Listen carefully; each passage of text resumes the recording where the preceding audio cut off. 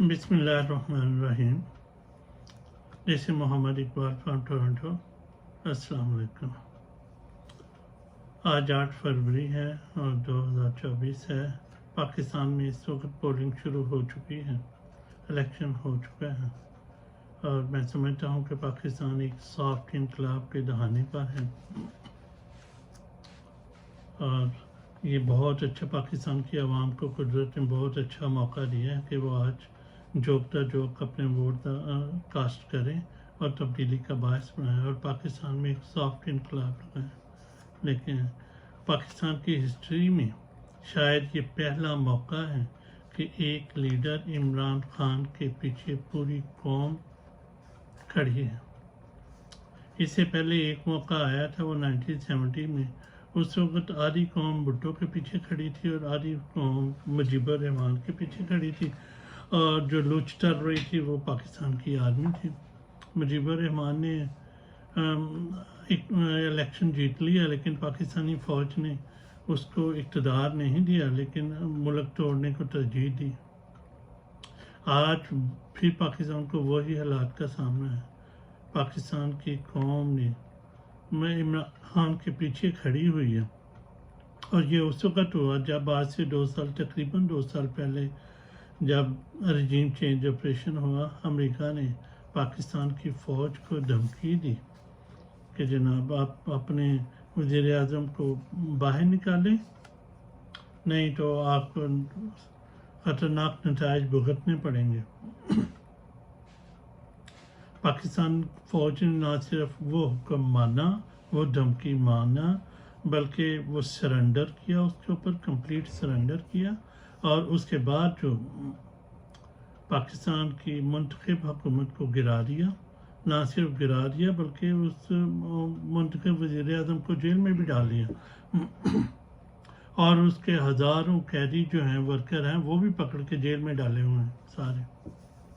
یہ حال ہے اس ملک کا. تو ان حالات سے کیسے بچا جائے؟ اس وقت بڑا غصہ تھا پاکستان کی عوام. اسی رات جب رجیم چینج آپریشن ہوا کھڑی ہوئی، اور آج کے دن تک عمران خان کے پیچھے کھڑی ہے. تو بظاہر ہمیں قدرت کا ایک نظام ہے، بظاہر ہمیں مسائل آتے ہیں، ہم سمجھتے ہیں، ہم مایوس ہوتے ہیں اس سے، اور سمجھتے ہیں کہ اب ہمارا ملک پتہ نہیں کدھر چلا گیا.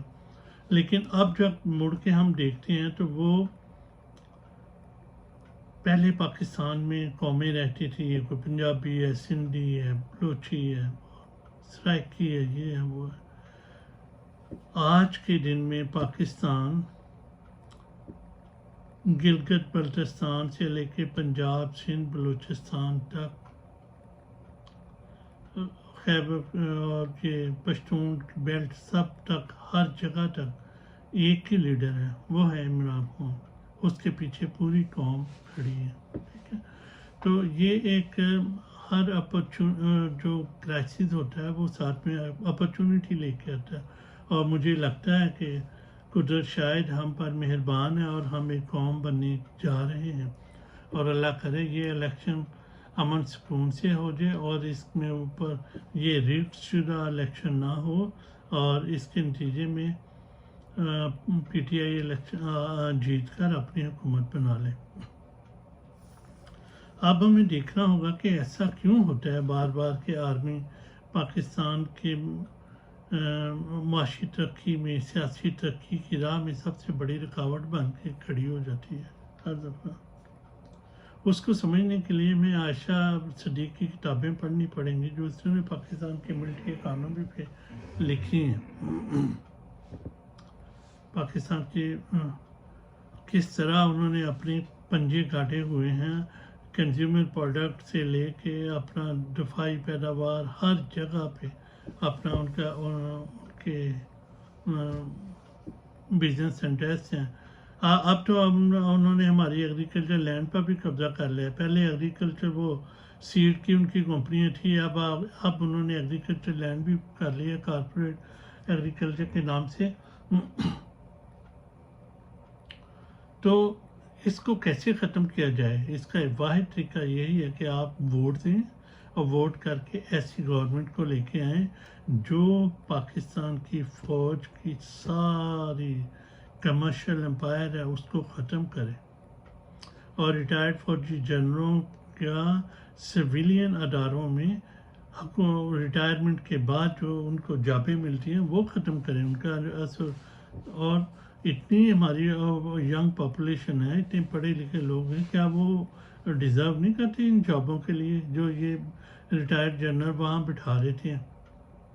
تو پاکستان کو قدرت نے آج ایک بہت اچھا موقع دیا ہے کہ وہ اگر وہ چاہتے ہیں کہ پاکستان میں رول آف لا کی سپرمیسی ہو، پاکستان کے آئین کی سپرمیسی ہو، اور پاکستان ترقی کرے جیسے دوسرے ترقی یافتہ ملک۔ آپ دیکھیں دوسرے اگر فوجی حکومتیں ہی ہر مرض کا علاج ہوتا تو آج امریکہ میں بھی پھر فوجی حکومت ہوتی، یورپ میں بھی فوجی حکومت۔ انہوں نے کیوں اپنے فوجیوں کو علیحدہ کر دیا اقتدار سے؟ کوئی وجہ تو ہوگی نا۔ اب پاکستان کو بھی ان فوجیوں سے جان چھڑانی ہے، ان جنرلوں سے، یہ جو بدماش جنرل بنے پڑے پوری پاکستان کی اکانومی کو چلا رہے ہیں اور قبضہ کیا ہوا ہے اس کے اوپر، معاشی اپنی سوشل فیبرک کو بھی تباہ کر کے رکھ دیے۔ ہر ادارے کو تباہ کرنا پڑتا ہے جب آپ آئین کے خلاف ورزی کر کے وہ کرنا چاہتے ہیں جو آپ چاہتے ہیں، تو پھر آپ کو پاکستان کے سارے ادارے تباہ کرنے پڑیں گے، اور فوج نے ایسا ہی کیا ہے۔ تو ان فوجیوں سے، اس مافیا سے، اور فوجیوں کے پالتو جو سیاستدان ہیں، جو بیوروکریٹ ہیں، سویلین بیوروکریٹس ہیں، جو ملٹری بیوروکریٹس ہیں، ان سے جان چھڑانے کے لیے آج بہت اچھا موقع ہے کہ آپ جوگتا جو نکلیں اور زیادہ سے زیادہ ووٹ کاسٹ کریں۔ اور اگر 60-70% ٹرن اوور ہوگی الیکشن میں، اور پھر یہ دھاندلی وغیرہ کوئی نہیں کر سکیں گے، اور میرا نہیں خیال کہ یہ کوئی رکاوٹ بھی ڈال سکیں گے، کیونکہ اتنی بڑی جب تعداد میں ووٹ پڑ جائیں گے، پھر ان کو ہرانے کے لیے کس لیول کی دھاندلی کرنی پڑے گی، وہ میرا نہیں خیال کہ وہ یہ کر سکیں گے۔ تو آج کا دن اگر آپ نے سستی کر لی تو پھر دعائیں نہ مانگتے رہیں اور روتے رہیں، یہ نہ کریں۔ اللہ تعالیٰ نے واضح طور پہ کہا ہوا، میں اسی قوم کی حالت بدلتا ہوں جو اپنی حالت خود بدلتی ہے۔ سارے مسائل آپ کے سامنے ہیں۔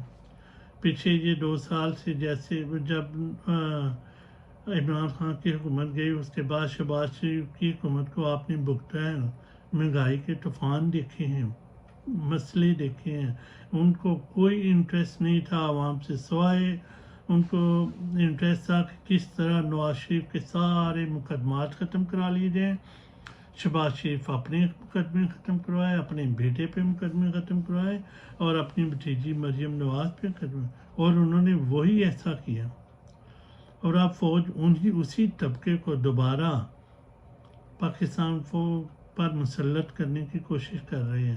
اگر آج سستی کی تو اگلے 5 سال پھر انہیں بھگتنا پڑے گا، ٹھیک ہے؟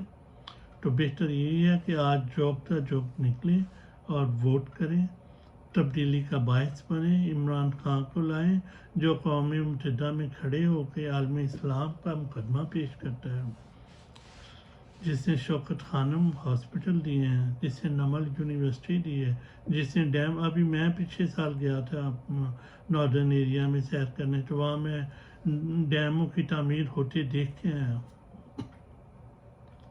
وہ ڈیم بن رہے ہیں۔ صحت کارڈ کا دیا تھا، اور یہ جو لنگر خانے تھے، جو عام بندے کا، جو عام غریب لوگ ہیں، اس کے لیے ریاست نے اس کی ذمہ داری لی اور ان کے لیے رہائش گاہیں بنائیں۔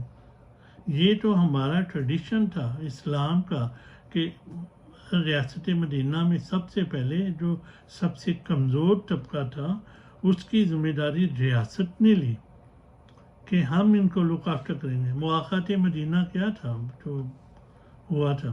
یہی تھا نا کہ بھی مکہ سے کچھ لوگ آئے ہوئے ہیں، کچھ مدینہ کے لوگ ہیں، تو مدینہ کے جو مالدار لوگ ہیں انہوں نے ذمہ داری لے لی اپنے غریب بھائی بہنوں کی کہ ہم ان کی کفالت کریں گے۔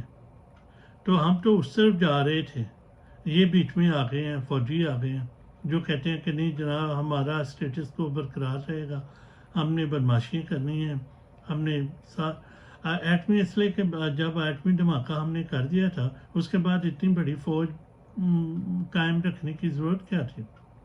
اس کے بعد تو فوراً فوج کو تھوڑا کم کرنا چاہیے تھا، اور وہی ملک میں اسی وقت، کیونکہ اب جنگ کا خطرہ نہیں رہا تھا، انڈیا کی ضرورت نہیں تھی کہ وہ پاکستان پر اٹیک کرے، تو اسی وقت فوج کو کم کر کے اس سے جو پیسے بچے وہ ایک پورے ملک میں تعلیمی ایمرجنسی لگا دی جاتی. جو ہمارے اتنے بچے ہیں، 1-2 کروڑ بچے جو اسکول میں نہیں جاتے، ہم ان کو پڑھاتے، اپنی اکانومی کو ٹھیک کرتے. تو اب ایٹمی دھماکے کرنے کا ہمیں کیا، پاکستان کو کیا فائدہ ہے؟ فائدہ صرف فوجیوں کو ہے. فوج کو پتا تھا کہ ہم نے تو کوئی اب جنگ نہیں لڑنی ہے، اب تو انڈیا کی ضرورت نہیں ہے ہم پہ اٹیک کرے گا. اب انہوں نے اپنے سیکٹر کمانڈر پورے پاکستان میں بلا کے پوری پاکستان کی اکانومی پہ قبضہ کر دیا. اللہ تعالیٰ نے یہ موقع دیا، یہ سافٹ انقلاب برپا کرنے کا اللہ تعالیٰ نے موقع دے دیا. اللہ تعالیٰ نے عمران خان سے یہ کام لے لیا کہ وہ ڈٹ کے کھڑا ہو گیا، اور آج الیکشن میں آپ کو موقع دے دیا، آپ ووٹ ڈالیں اور پاکستان میں سافٹ انقلاب لائیں. بیلٹ کے ذریعے انقلاب، یہ انقلاب تو آ کے رہنا ہی ہے. آج اگر یہ جیت بھی جائیں گے تو کیا، اگر شہباز شریف یا نواز شریف کی حکومت آ جائے تو پھر کیا ہوگا؟ کیا ملک میں اسٹیبلٹی آ جائے گی؟ معاشی اسٹیبلٹی یا پولیٹیکل سوال ہی پیدا نہیں ہوتا. 1-2 سال اور نکال لیں گے، اس کے بعد پھر دیوار سے لگا کے رکھیں گے تو کیا کریں گے؟ معاشرہ ریئیکٹ کرے گا، پاکستان ریئیکٹ کرے گا، عوام ریئیکٹ کرے گا، پھر اس کے بعد انارکی پھیل جائے گی، خونی انارکی. اللہ نہ کرے کہ ایسا ہو، لیکن وہ اس طرف چلے جائیں گے. تو اس سے بہتر، اس سے بچنے کے لیے آج ہمیں زیادہ سے زیادہ ووٹ کاسٹ کرنے ہیں اور عمران خان کو دوبارہ اقتدار میں لے کے آنا.